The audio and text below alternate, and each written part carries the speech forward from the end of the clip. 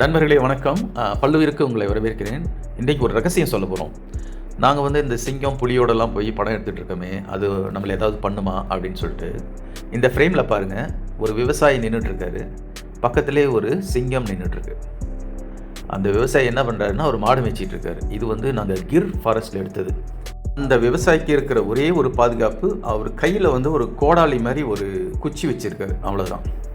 ஆனால் நார்மலி இந்த சிங்கம் மனுஷருங்களை அடிக்காது. இங்கே பாருங்கள், இந்த ஜீப்பில் தான் நாங்கள் இருக்கோம். அந்த சஃபாரி போனப்போ அது பாட்டில் எங்களை ஒரு பார்வை பார்த்துட்டு கடந்து போயிடும். இது ஒரு ஆண் சிங்கம்.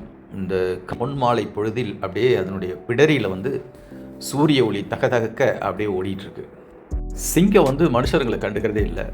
ஆனால் புலி கொஞ்சம் கண்டுக்கும். புலியை நம்ம டிஸ்டர்ப் பண்ணோன்னா அது நம்மளை தாக்கிறதுக்கான வாய்ப்புகள் உண்டு. இப்போ கூட ரீசெண்டாக பந்திப்பூர் அப்படின்ற ஒரு இடத்துல கர்நாடகாவில் புலி ஒரு 4 பேரை அடித்து கொன்ன சம்பவம்லாம் நடந்திருக்கு.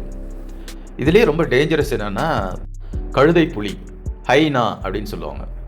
இந்த ஹைனா கிராமத்து சைட்லலாம் குழந்தைங்கள்லாம் தூக்கிட்டு போகிறது பழக்கம் வச்சுருக்கு. அதே மாதிரி நாம் இந்த வேங்கை, இந்த லெப்பர்டுகிட்டையும் கொஞ்சம் ஜாக்கிரதையாக இருக்கணும்.